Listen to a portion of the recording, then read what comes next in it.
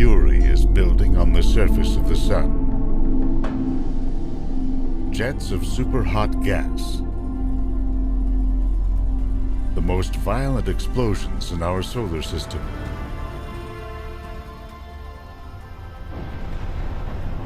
Science is now taking us on an extraordinary journey into our star to explore the power and rising threat of solar superstorms.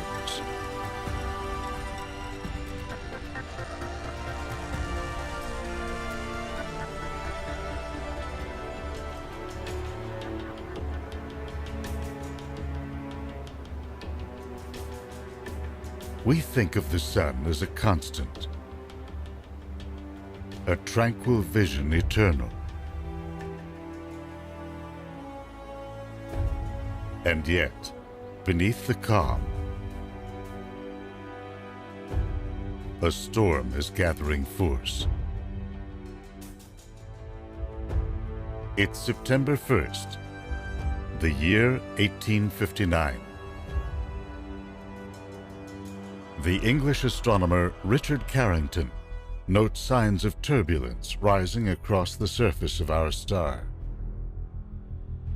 It's the beginning of one of the most violent solar outbursts on record. The sun erupts in what scientists call a coronal mass ejection.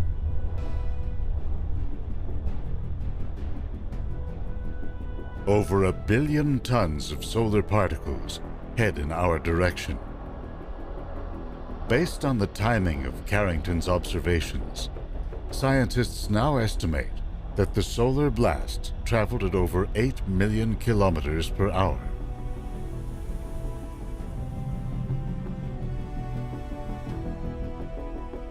Observers around the world greeted its arrival as day dissolved to night.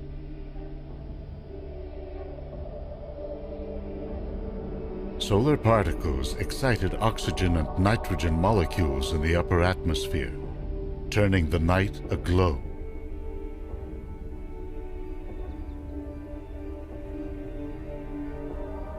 The northern and southern lights are usually visible only at the poles. That night, they stretched all the way to the tropics.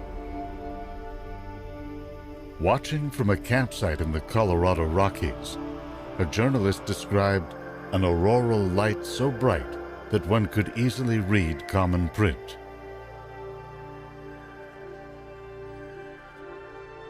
An observer in Havana, Cuba, reported that the sky appeared stained with blood and in a state of general conflagration. But the spectacle had a dark side.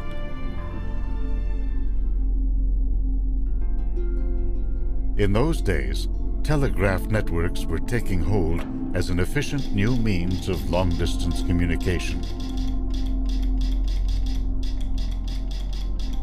Transcontinental and transatlantic lines were in the works. Through the week, British instruments recorded wild swings in geomagnetic activity. Electricity began to surge through telegraph wires. Some operators found they could turn their batteries off and still transmit. Others received shocks. Transformers blew. Had Earth been hit by some form of meteoric matter?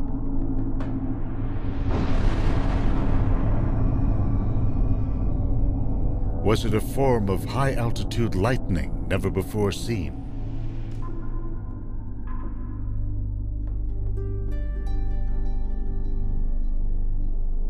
To scientists, the culprit was soon clear.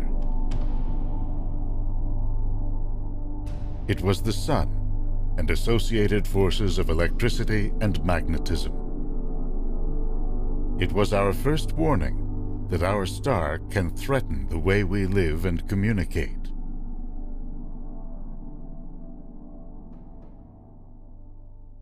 A modern-day wake-up call came in March 1989.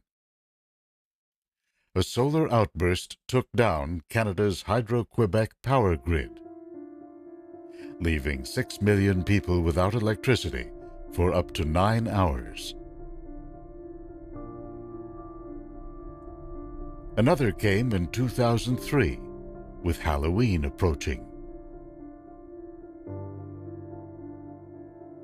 It had been 3.5 years since the sun last erupted in fury, at the peak of an 11-year cycle of solar flare-ups. Sunspots appeared unexpectedly.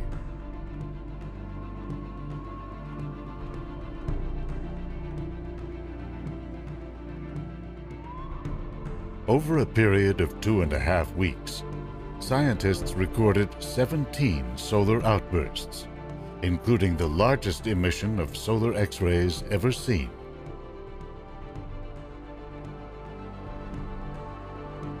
Slamming into Earth's upper atmosphere, solar particles damaged 28 communication satellites and destroyed 2. A newly installed GPS-based air navigation system went down for 30 hours. Here is the sequence of eruptions, courtesy of the newly launched Solar and Heliospheric Observatory, or SOHO.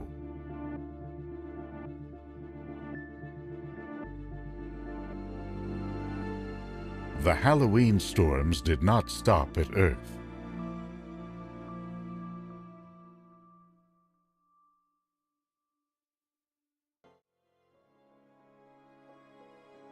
Sweeping past Mars, the solar blast was so strong that it burned out the radiation monitor aboard the spacecraft Mars Global Surveyor. Ironically, this instrument was designed to study radiation that human explorers might encounter on future missions beyond Earth. The same pulse of solar energy was recorded by the 2 Voyager spacecraft on their way to the far reaches of the solar system. While solar storms are not dangerous to people, they can pose a significant threat to our increasingly power and technology-dependent world. A recent estimate published by the National Academy of Sciences held that an outburst like the one in 1859 could cause damage of $1 to $2 trillion in the first year alone.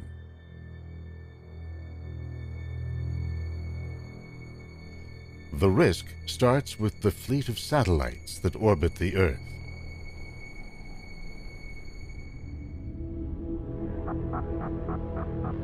As well as the sprawling complex of air travel, dependent on satellite GPS navigation.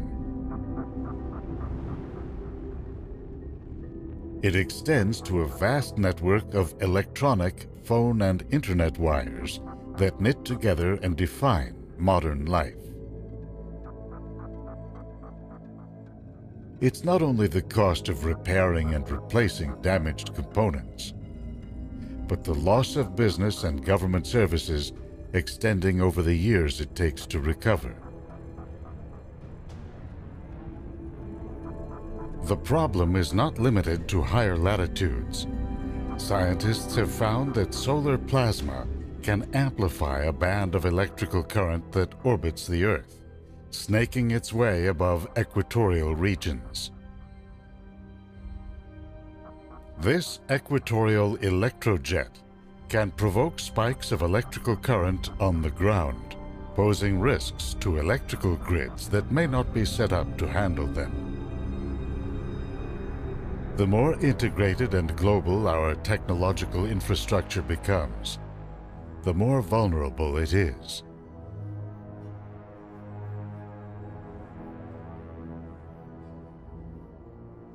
This realization has led scientists in the last 2 decades to launch a fleet of new generation spacecraft designed to closely monitor the sun.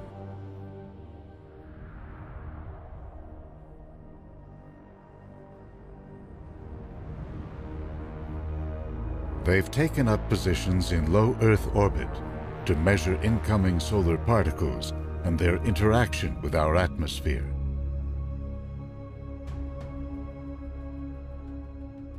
And they are circling out in interplanetary space to track solar activity in unprecedented detail.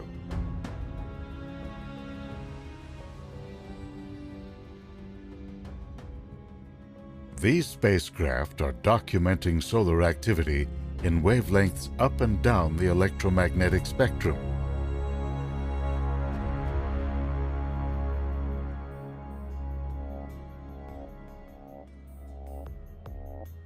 With all this data flowing in, scientists are drawing an increasingly complex picture of the sun and its inner workings.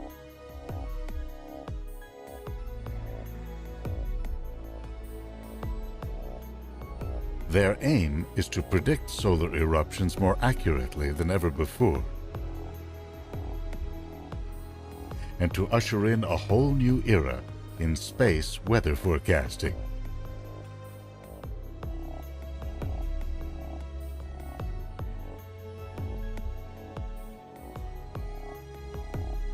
This effort includes a powerful new tool: supercomputer programs, or models, that use the laws of physics to simulate the workings of the universe, including stars like our sun.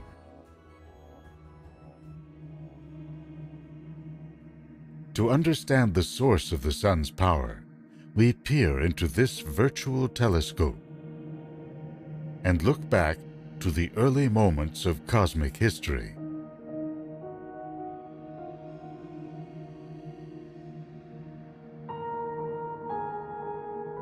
Within the first 300 million years, gravity drew the primordial gas into filaments and dense centers.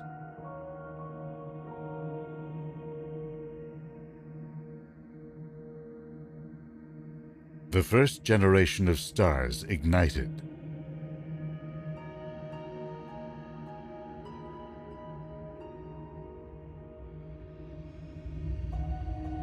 Trillions upon trillions of newborn stars flooded the cosmos with intense ultraviolet light that heated their surroundings. Vast patches of hot gas intersected and merged.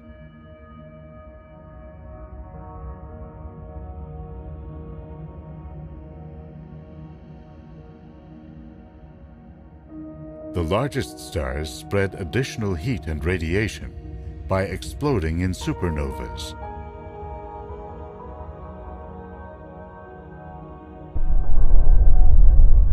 This outpouring of energy changed the character of the universe down to the smallest of scales.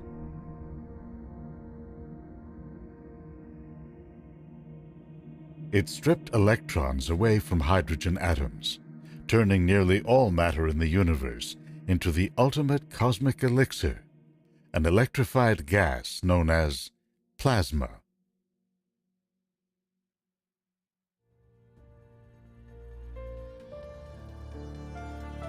On our planet, plasma can be found wherever temperatures rise to extremes.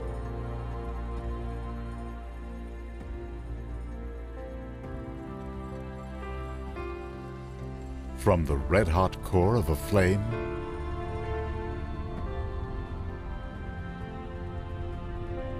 to the white-hot flash of a lightning bolt.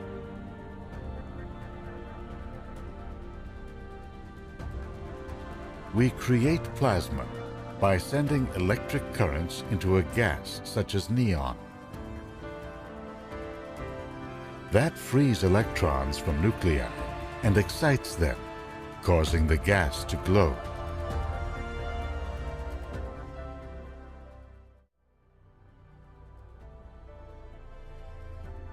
In space, plasma too is electrically charged. As a result, When matter moves or swirls around under the influence of gravity, it generates a strange driving force, magnetism.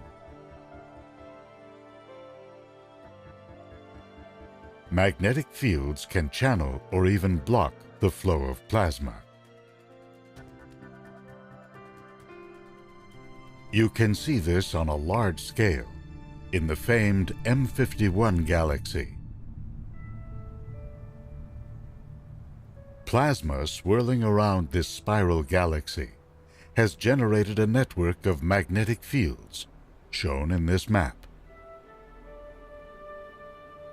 These fields carry matter away from the plane of the galaxy. In doing so, they sap energy from its rotating motion, allowing gas to fall toward the center. There is a similar dynamic at work deep in the center of some galaxies. Plasma drawn by the gravitational pull of a supermassive black hole forms a spinning disk. It generates magnetic fields that spiral up and out. They channel a portion of the inflowing plasma into jets so powerful they approach the speed of light. Astronomers have spotted ultra-high-speed jets shooting out of many a large galaxy. In the case of NGC 1275, magnetic fields generated by a central black hole suspend an intricate network of gas filaments above the galaxy.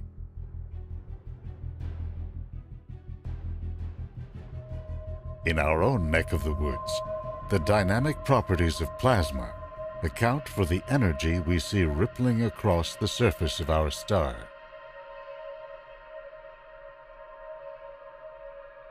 NASA's orbiting telescope, the Solar Dynamics Observatory, has given us an extraordinary view of a wide variety of phenomena.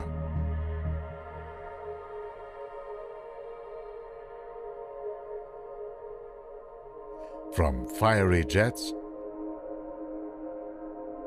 and massive white-hot flares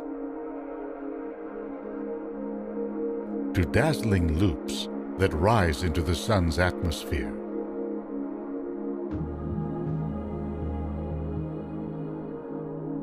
To understand how solar plasma can fuel an eruption on the scale of 1859, the so-called Carrington event, we must travel deep below its surface.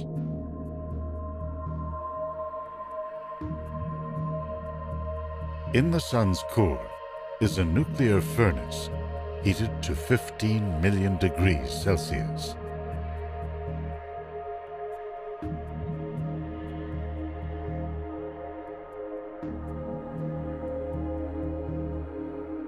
The pressure and the heat rises, causing a fusion reaction in which hydrogen atoms crash together, merging to form heavier atoms like helium.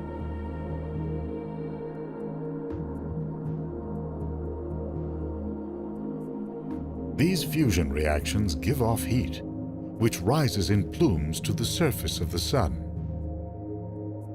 On a journey that can last tens of millions of years.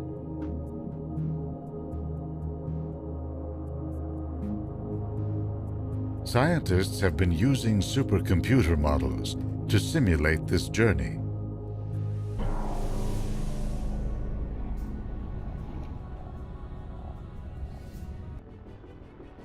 They have found that as the flow of plasma reaches the sun's outer layer, the convective zone, it breaks down into complex swirls and loops.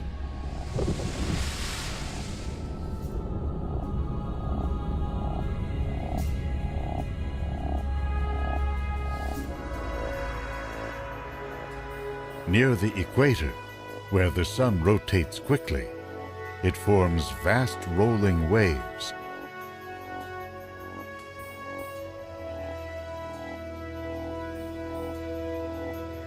Because plasma is made up of electrically charged particles, these churning motions produce magnetic fields.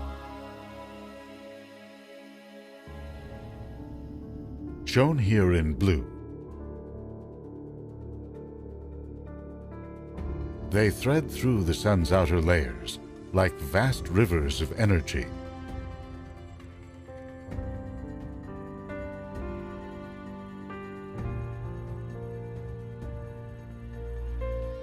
If the energy in these fields is strong enough, they may twist or snap, then spiral upward.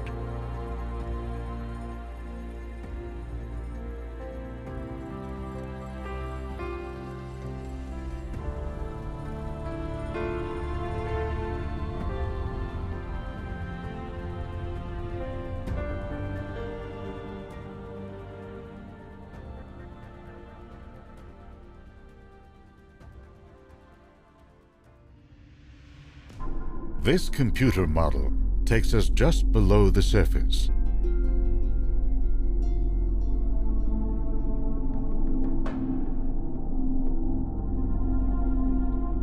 As the magnetic field pushes through this hellish region, it forms immense rising arcs.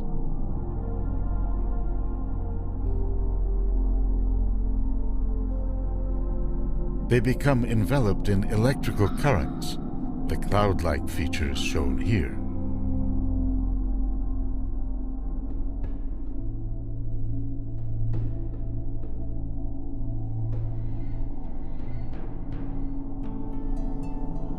These currents, generated by rising and sinking streams of plasma, pump energy into the magnetic arcs.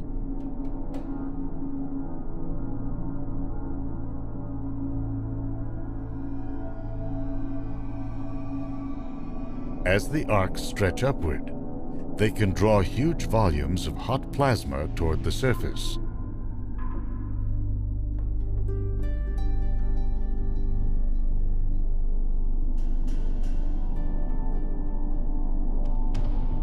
Where they burst into the solar atmosphere, they form so-called active regions.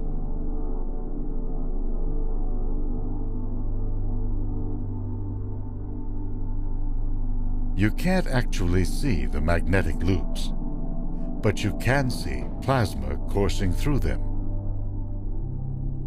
rising up one side and draining down the other.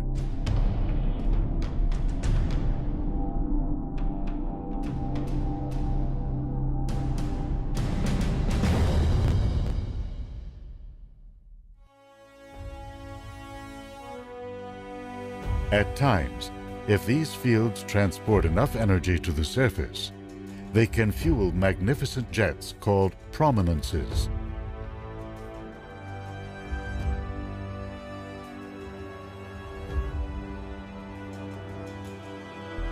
Covering an even larger area, active regions can burst forth in white-hot solar flares that release the energy of over 1 million hydrogen bombs.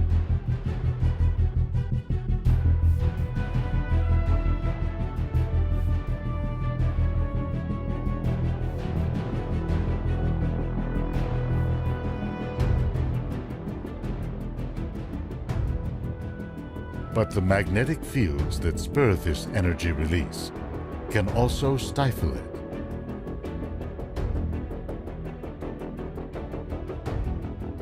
As a result, active regions are often flanked by sunspots, where surface temperatures can drop by as much as 2,000 degrees Celsius. 4 centuries ago, Galileo Galilei was the first to argue that these blotches were actually on the sun's surface, though he suspected they were clouds.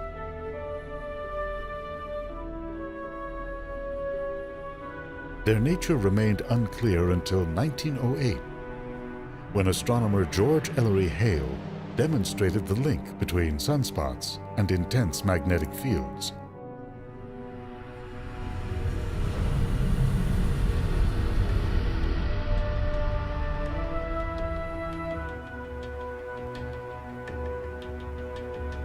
When a cluster of sunspots appears, it's a sign that magnetic energy is building below the surface to staggering levels.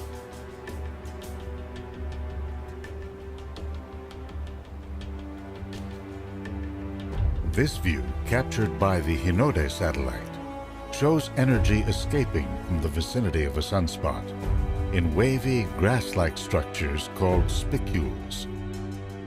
At temperatures in the millions of degrees, these short-lived jets are thought to be one reason the solar atmosphere is so much hotter than the visible surface. In this sequence, you can see a solar flare erupting among a cluster of sunspots. This energy release can take on added power if the sunspots rotate like vast hurricanes under the influence of the sun's own spinning motions. The magnetic fields begin to twist around and the energy within them to rise. These spinning motions have been linked to the largest solar eruptions of all: coronal mass ejections.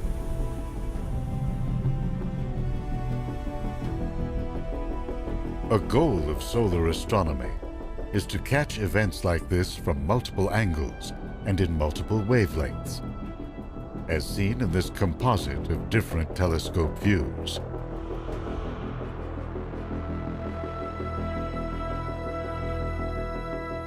That effort paid off in July 2012, when the Solar Dynamics Observatory captured a flare in the making on the visible edge or limb of the sun.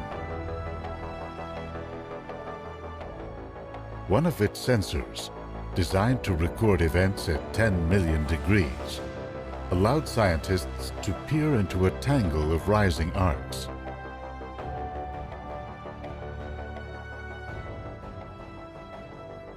By adding data from the Stereo A spacecraft, they were able to create a 3D picture of figure-8 patterns in the rising arcs.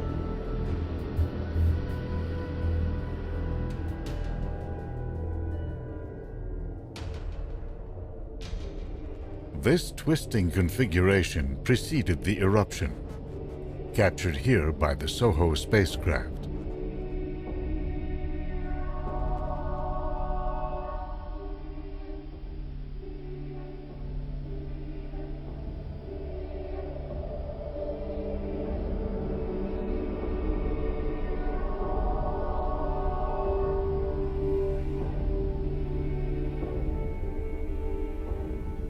The event continued to dazzle as plasma flowed up into magnetic arcs and down in what's been called a coronal rain.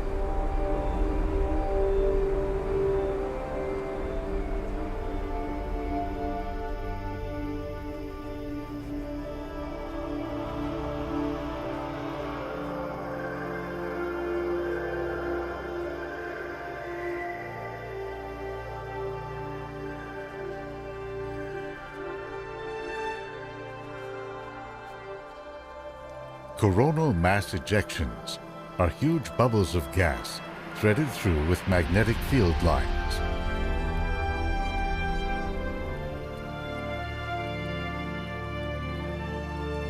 They are part of a larger flow of energy from the sun, including a constant stream of particles called the solar wind.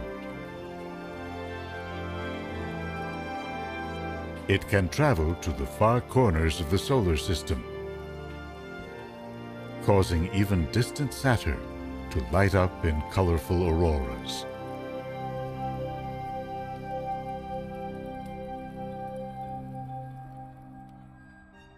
To understand what a powerful force this solar flow can be, take a look at Earth's sister planet, Venus.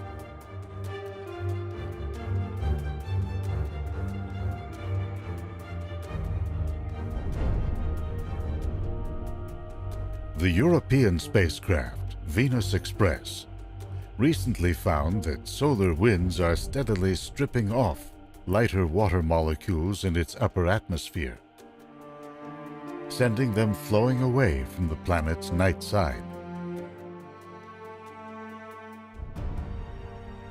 Over the eons, what's left in Venus's atmosphere is a witch's brew of acetic gases and carbon dioxide. Looking at Venus from orbit, you'd see a dense layer of high-altitude clouds from 45 to 66 kilometers above the surface. These clouds are so dense and reflective that Venus absorbs much less solar energy than Earth, even though it's 30% closer to the Sun.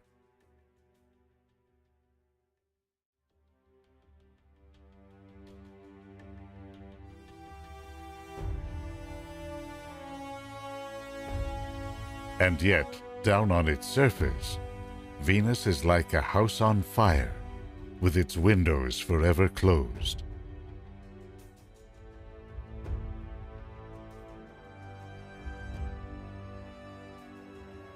Venus is in the grips of a runaway greenhouse effect, with an atmosphere that traps increasing amounts of solar energy.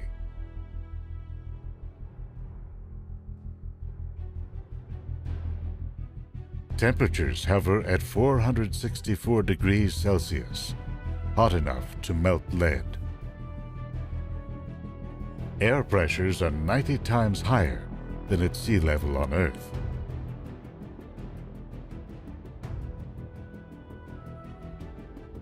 At higher elevations, a fine mist forms, not of water, but of the rare metal tellurium and iron pyrites, known on Earth as fool's gold. It can form a metallic frost, like snowflakes in hell.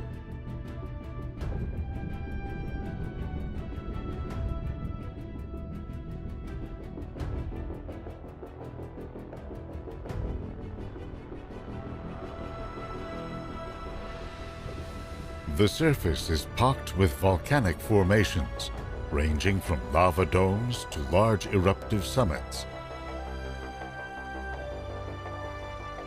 With water unable to take hold here, these formations continually replenish the noxious atmosphere.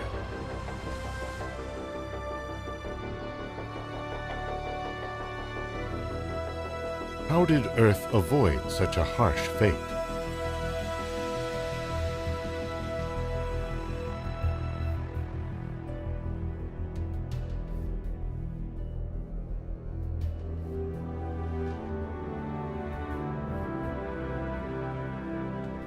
When a solar blast moves out into space, it extends well above and below the orbits of the planets.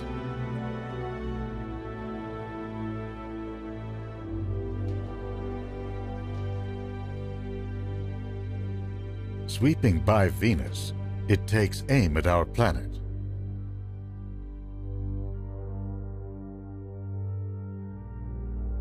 When it hits, the blast slams into a kind of protective shield, one that Venus lacks.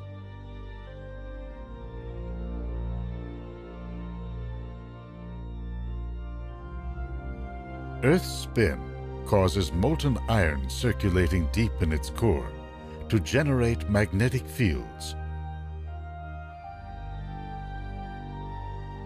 They extend beyond our atmosphere, enveloping the Earth in what's called the magnetosphere.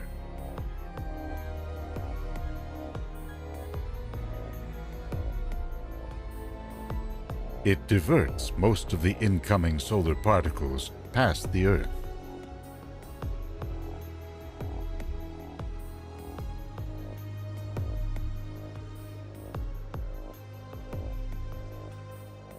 While Earth's magnetic field may be strong, it does not shield us from the worst solar eruptions.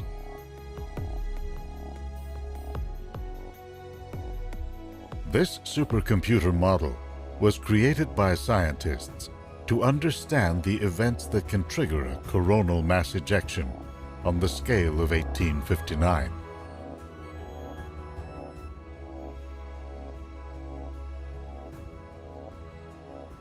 It shows magnetic arcs rising hundreds of thousands of kilometers above the surface, a sign that electrical energy is coursing through them.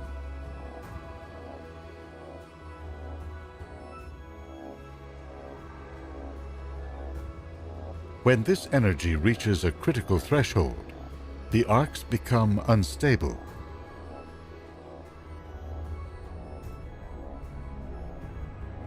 They unravel, suddenly and violently, in a coronal mass ejection.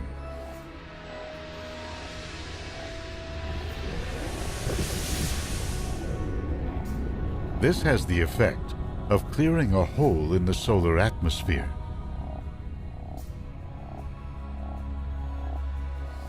If the arcs reform, a second eruption moves out with even greater force and speed. The Great Solar Storm of 1859 actually hit Earth in several powerful pulses.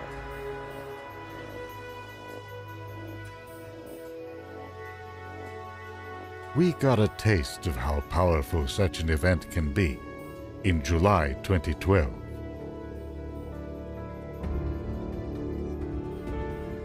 The NASA Stereo A spacecraft recorded two small coronal mass ejections, followed by a Carrington scale blast.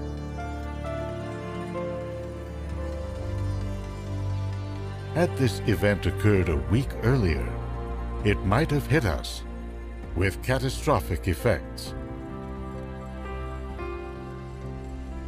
Scientists used it as a test case for understanding the behavior of Earth's magnetosphere under a powerful solar onslaught.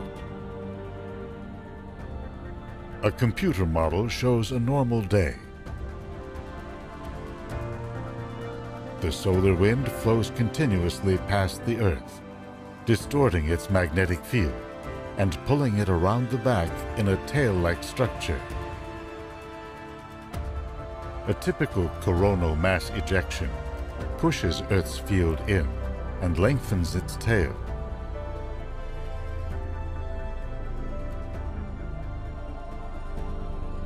The magnetosphere remains largely intact.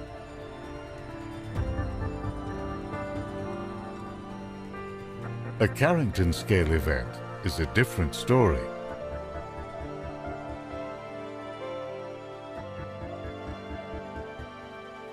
It severely compresses Earth's magnetic field while packing the boundary with plasma.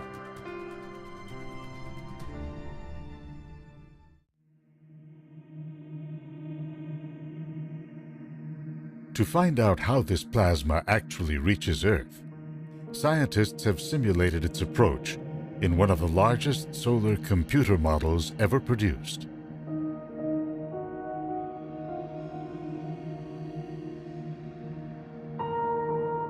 The solar plasma heads toward our planet aboard streams of magnetic field, shown in blue.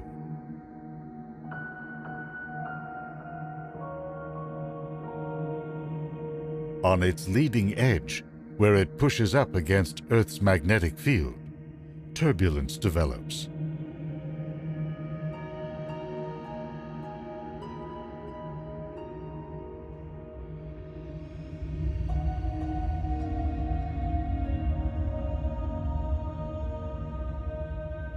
Cracks begin to open up in Earth's protective armor.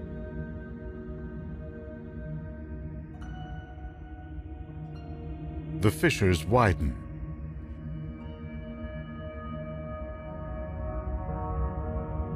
Millions of tons of electrified gas now surge through in jet-like flows that can engulf the planet.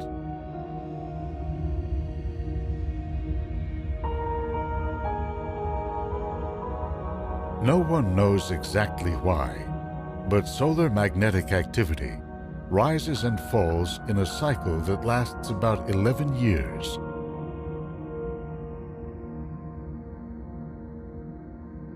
At the peak of this cycle, the Sun can churn out as many as 3 coronal mass ejections in a day.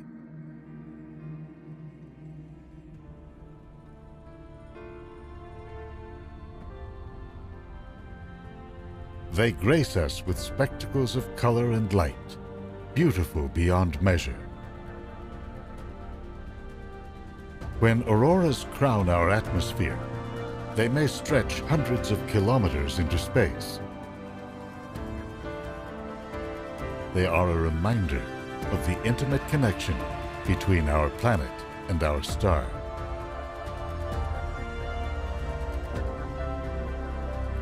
Today, scientists are keeping a close watch on solar activity while working to improve forecast models.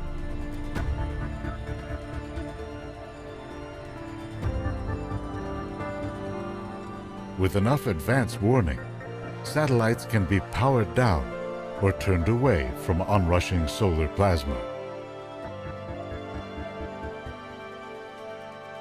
Airplanes can be diverted away from the poles. On the ground, power grids can be protected by temporarily shutting them down.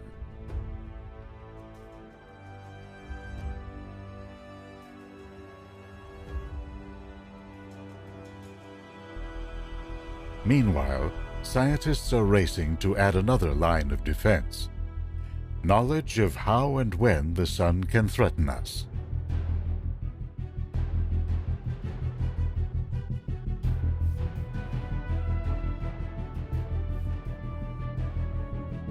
Solar storms like the one documented by Richard Carrington in 1859 are thought to hit Earth about every 150 years. At that rate, we may be due for another.